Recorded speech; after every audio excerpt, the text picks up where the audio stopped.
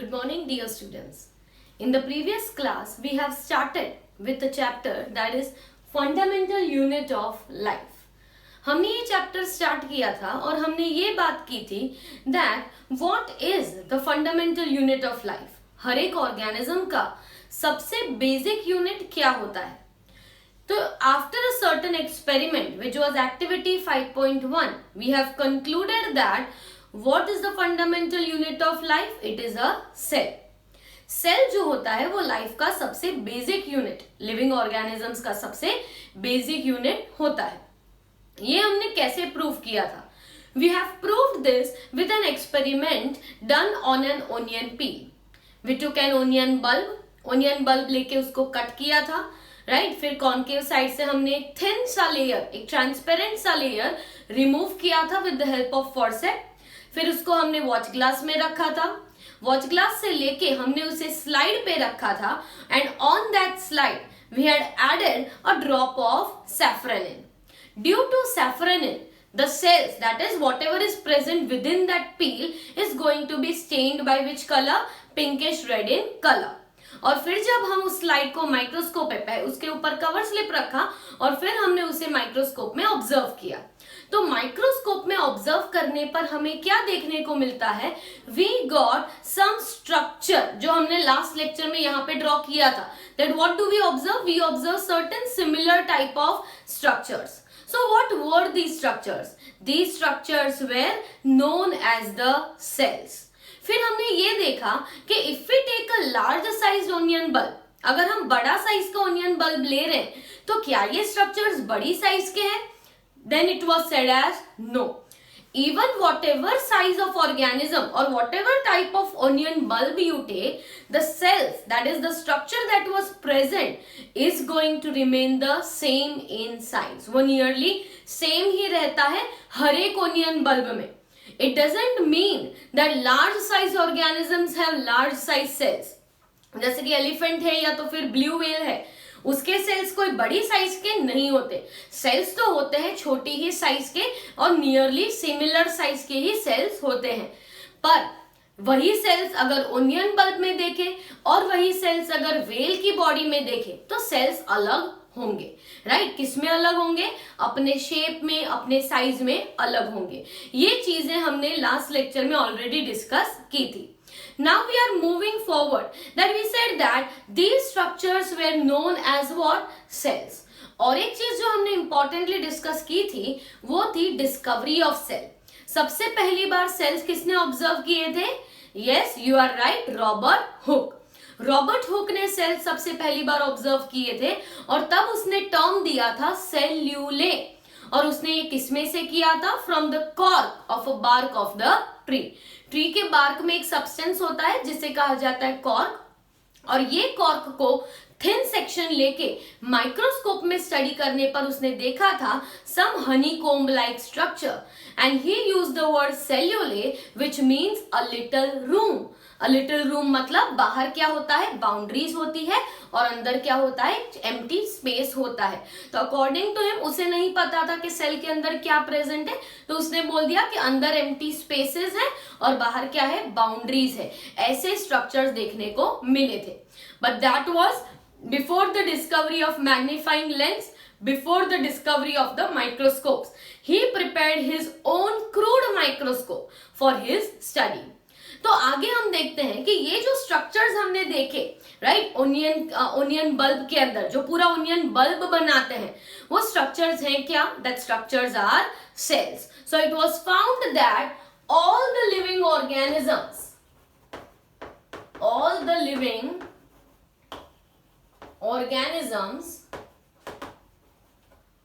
observed in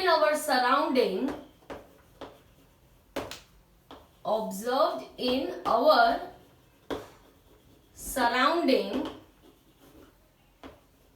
are made up of cells. मतलब हमारे आसपास जितने भी लिविंग ऑर्गेनिजम्स हैं, whether it is plant also, whether it is animal also, whether it is any kind of animal, okay, सब किसके बने हुए हैं? All are made up of cells. इसीलिए ऐसा कहा गया है कि whatever is the organism, cell is the basic unit of life. Cell को क्या कहा जाता है? Basic unit of life. अब हम आगे बढ़ते हैं that cells तो हमें पता चल गया, but organisms जो होते हैं वो ऐसे भी होते हैं कि a single cell can have its own independent existence. A single cell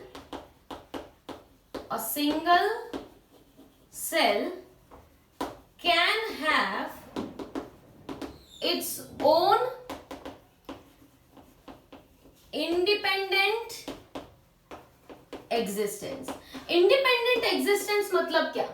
ऐसे भी ऑर्गेनिजम्स होते हैं जो सिर्फ एक ही सेल से बने होते हैं और ये एक ही सेल सरवाइव भी करता है, रेस्पायर भी करता है, डाइजेस्ट भी करता है, सारे ही एक्टिविटी एक सिंगल सेल भी कर सकता है. तो ऐसे ऑर्गेनिजम्स को हम क्या कहेंगे? such organisms are known as, what are they known as? Unicellular organisms. क्या कहेंगे? यूनिसेल्युलर ऑर्गेनिजम्स मतलब ऐसे ऑर्गेनिजम्स किससे बने हुए हैं? सिर्फ एक ही सेल से बने हैं. उनमें जैसे कि हमारी बॉडी में डाइजेशन एक सिस्टम करता है, रेस्पिरेशन जो है वो लंग्स और नोज का फंक्शन है, राइट, एक्सक्रीशन है वो किडनीज का फंक्शन है. तो हमारे पास तो इतने सारे सिस्टम्स हैं हर एक काम करने के लिए. पर यूनिसेल्युलर ऑर्गेनिज्म मतलब जो सिर्फ एक ही सेल का बना हुआ है, इनमें ये फंक्शंस कौन करता है? A single cell is capable of doing all the activities, and such organisms are known as what? Unicellular organisms. For example, we mention the examples over here. सबसे कॉमन आएगा example bacteria. Bacteria is one of such cell जो एक single cell होता है but it is able to survive on its own. ठीक है. इसके अलावा देयर इज क्लेमाइडोमोनास जिसे एक सिंगल सेल आल्गे भी कहा जाता है. क्लेमाइडोमोनास इस वाटर में देखने को मिलता है ये आल्गे. तो ये भी एक ऑर्गेनिज्म ऐसा ही हुआ.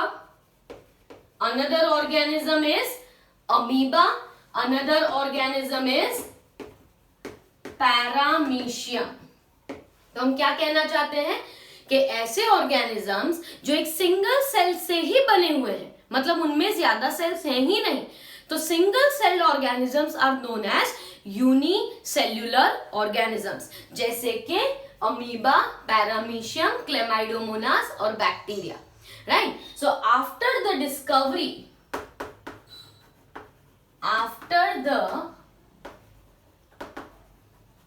discovery of magnifying lens, the microscopic world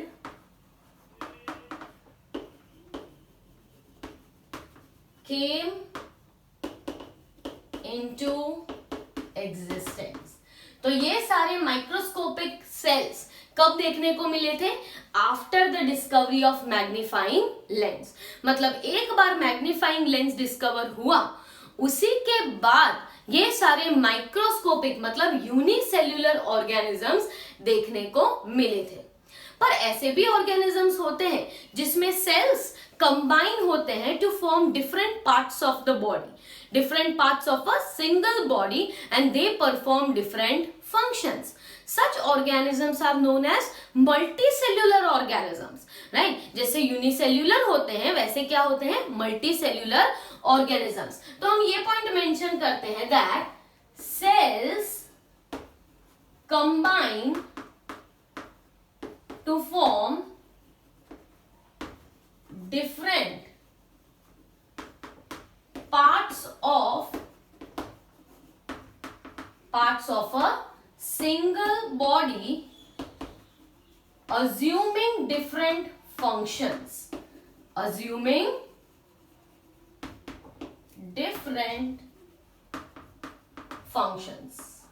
Right?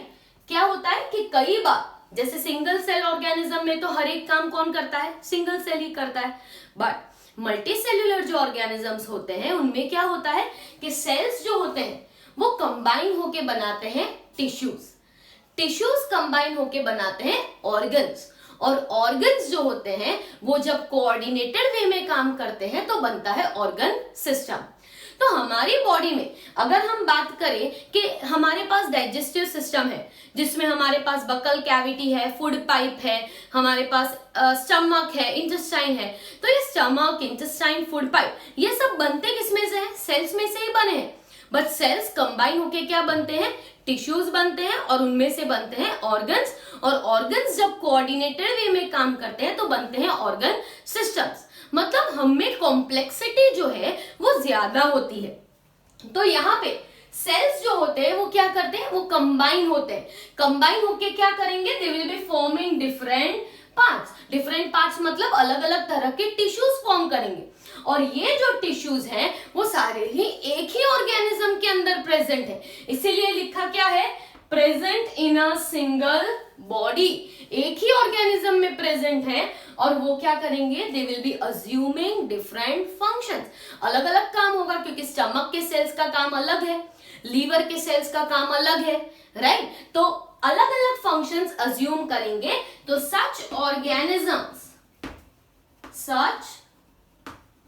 organisms are known as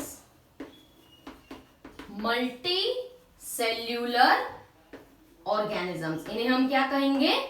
multicellular organisms। मतलब unicellular organisms are made up of a single cell, but multicellular organisms will be made up of different types of cells। अलग अलग तरह के cell से combine होके multicellular organisms form होते हैं, ठीक है? तो ये हुआ यूनिसेल्यूलर और मल्टीसेल्यूलर। अगर मल्टीसेल्यूलर में एग्जांपल लिखना हो तो what will be mention? Fungi. Fungi जो होती है उसमें यीस्ट को छोड़ के सारी ही फंजाई मल्टीसेल्यूलर होती है। सिर्फ यीस्ट एक ही ऐसी फंगस है जो कैसी होती है? यूनिसेल्यूलर। बाकी सारे फंजाई मल्टीसेल्यूलर होते हैं। इसके अलावा हम लिख सकते हैं ऑल द प्लांट्स। हमारे आसपास जितने भी प्लांट्स हैं वो सब क्या है? मल्टीसेल्यूलर। हमारे आसपास जितने भी एनिमल्स हैं all are multicellular. Now comes activity 5.2, ठीक है? Activity 5.2 I will not be writing it completely, but मैं आपको समझाना चाहती हूं कि क्या होगा कि अगर हम अलग अलग तरह के पार्ट्स ले, जैसे कि we take a leaf peel, मतलब लीफ लिया और उसका एक थिन सा लेयर हमने रिमूव किया, ठीक है? तो लीफ पील ले लिया, या तो हमने ले लिया रूट टिप ऑफ ऑनियन।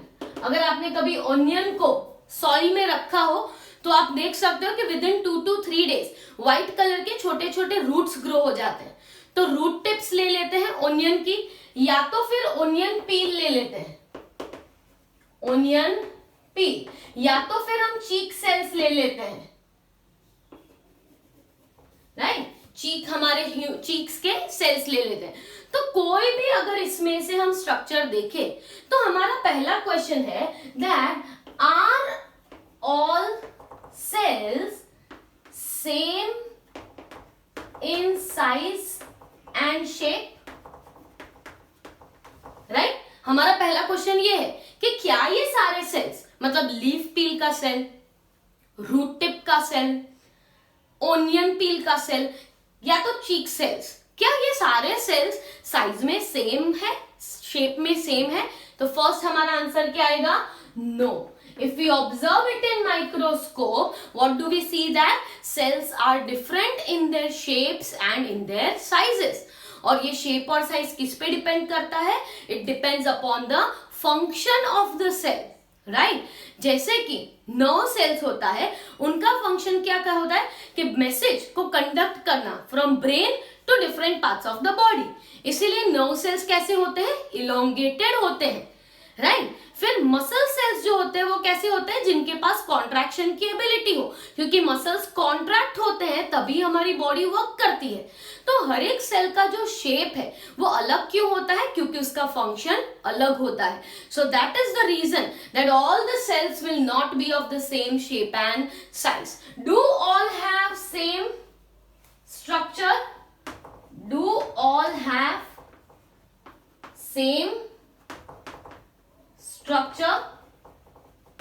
तो एक्सटर्नली अगर देखा जाए तो शेप एंड साइज अलग है, स्ट्रक्चर सबका क्या होगा, different, but internally they are same. Internally same मतलब सभी में सेम ही साइटोप्लाज्म होगा, सभी में एक ही न्यूक्लियस होगा, सभी में ऑर्गेनल्स भी प्रेजेंट होंगे। तो इंटरनली अगर देखा जाए तो सिमिलर होंगे, पर अगर शेप साइज की बात की जाए तो वो कैसे होंगे, no, they will be different in their shape and size. अगर आप प्लांट पार्ट्स में से अलग अलग पार्ट का क्रॉस सेक्शन देख के माइक्रोस्कोप में देखो, फॉर एग्जांपल आप लीफ भी देखो, रूट भी देखो, स्टेम भी देखो, तो क्या ये तीनों सेम होंगे? नहीं। तो activity 5.2 is just a generalized activity which tries to conclude that cells will be having different types of shapes and sizes। जैसे कि ह्यूमन बॉडी में कौन से तरह के सेल्स होते हैं? Human body has different types of cells, has different type of cells। कौन से डिफरेंट टाइप्स ऑफ सेल्स की हम बात कर रहे हैं? तो ह्यूमन बॉडी में ऐसा नहीं है कि सारे ही सेल्स सेम है, सारे ही सेल्स कैसे होते हैं, अलग अलग होते हैं, और सेल्स मिलजुल के क्या बनाते हैं, टिश्यूज बनाते हैं। तो जैसे कि सेल्स ऑफ स्मूथ मसल, कहां पे होते हैं स्मूथ मसल्स? तो हमारी बॉडी के जो इंटरनल ऑर्गन्स हैं, जैसे कि स्टमक है, इंटेस्टाइन है, इनके मसल्स जो होते हैं उन्हें स्मूथ मसल्स कहा जाता है।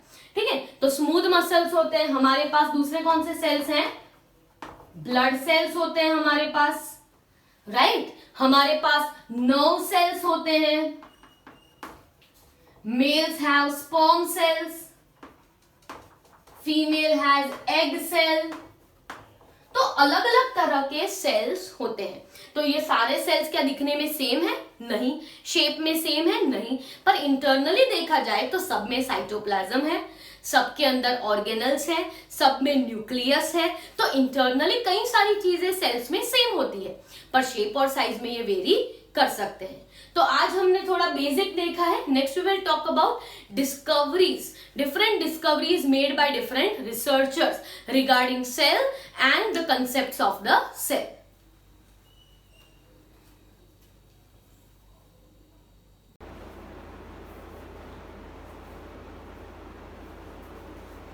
सो वी आर टॉकिंग दैट अगर हम प्लांट्स के अलग अलग पार्ट्स में से सेल्स ले, जैसे कि हम लीफ ऑब्जर्व करें, रूट्स ऑब्जर्व करें, तो क्या ये हर एक जगह पे सेल सिमिलर होते हैं? तो सिमिलर नहीं होते। जैसे कि लीफ के जो सेल्स होते हैं वो परफॉर्म करते हैं फोटोसिंथेसिस, तो उनमें क्लोरोफिल प्रेजेंट होता है, क्लोरोप्लास्ट ऑर्गेनल प्रेजेंट होता है। जबकि रूट्स जो होते हैं वो फोटोसिंथेसिस परफॉर्म नहीं करते। रूट्स का फंक्शन क्या होता है? Absorbing the water. The shape of cells of the root cells is going to be different compared to that of the leaf cells. What are the similarities in them? अगर similarities की बात की जाए तो similarities क्या होती है? तो सबके अंदर न्यूक्लियस है, सबके अंदर साइटोप्लाज्म है, सबके अंदर ऑर्गेनल्स प्रेजेंट है। तो ये क्या हुआ? सिमिलैरिटीज हुई। बट एक्सटर्नली अगर देखा जाए शेप, साइज और फंक्शंस, तो ये तीनों चीजें अलग होती है। शेप्स और साइज अलग होते हैं और फंक्शंस भी अलग होते हैं, depending upon where it is located and what function it has to perform. So we said that human body, हमारी बॉडी में भी अलग अलग तरह के सेल्स होते हैं। ऐसा नहीं है कि पूरी बॉडी में एक ही तरह के cells top to bottom distribute कर दिए गए हो, नहीं। सेल्स जो होते हैं दे आर डिफरेंट। ओके, तो हम अगर बात करते हैं of some of the cells, जैसे कि हमने नाम मेंशन किया था, तो सबसे पहले we talk about smooth muscle cell. तो स्मूथ मसल सेल जो होते हैं वो ऐसे स्पिंडल शेप के सेल्स होते हैं और उनमें एक सेंट्रली लोकेटेड न्यूक्लियस होता है। इस शेप को क्या कहा जाता है? Spindle shape cell. ठीक है, तो स्मूथ मसल सेल जो होते हैं वो हमारी बॉडी के हर एक विसरल ऑर्गन में प्रेजेंट है। विसरल मतलब इंटरनल ऑर्गन में, जैसे कि स्टमक है, इंटेस्टाइन है, राइट। तो इन सब जगह पे स्मूथ मसल्स प्रेजेंट होते हैं और ये फंक्शन में इनवॉलेंट्री होते हैं। इनवॉलेंट्री मतलब they are not regulated by our central nervous system. ठीक है, तो ये स्मूथ मसल सेल हुआ। अगर हम ब्लड सेल्स की बात करें तो blood cells will be of different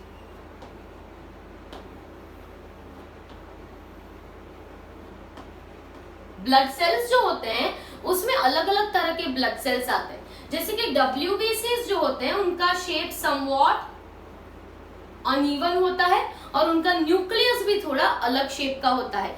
जबकि RBCs की बात करें तो RBCs कॉनकेव डिस्क की तरह, बाइकॉनकेव डिस्क की तरह प्रेजेंट होते हैं।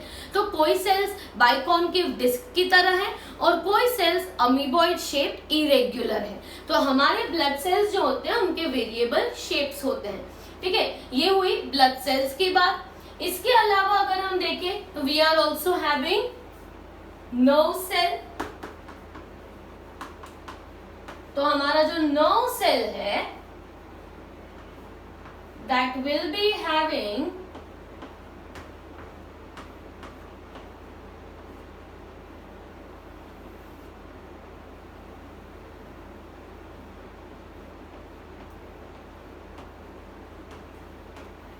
नर्व सेल का शेप समवॉट ऐसे इलोंगेटेड होता है, यहाँ पे न्यूक्लियस प्रेजेंट होता है।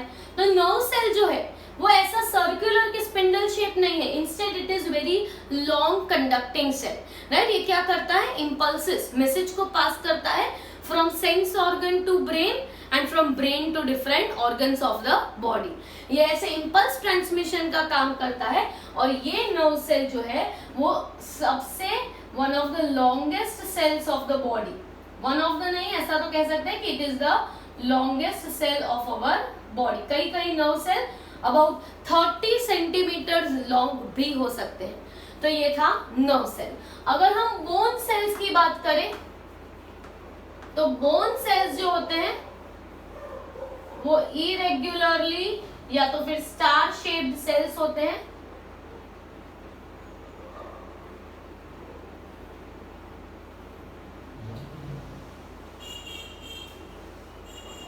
सो इरेग्युलरली शेप्ड बोन सेल्स भी हमारे पास होते हैं, राइट। अगर हम स्पर्म सेल्स की बात करें तो sperm cell will be unusual, क्योंकि इनमें ऐसे हेड और ऐसे टेल और नेक लाइक स्ट्रक्चर्स होते हैं, राइट। तो sperm cell will be appearing something like this. तो स्पर्म सेल का शेप बाकी सारे सेल से बहुत ही अलग है। अगर हम ओवम की बात करें that is the egg cell जो फीमेल्स प्रोड्यूस करते हैं, तो वो एक सर्कुलर सेल है, a very large sized cell with a nucleus, right. अगर हम फैट सेल की बात करें, फैट सेल जिसे कहा जाता है एडिपोस सेल, एडिपोस सेल। तो फैट सेल्स जो होते हैं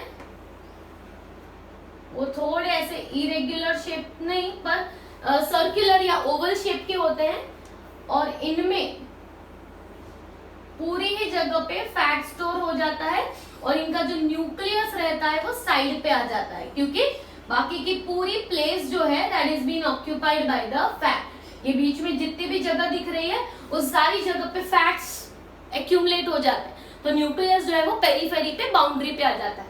तो this is the diagram of different types of cells present in the human body.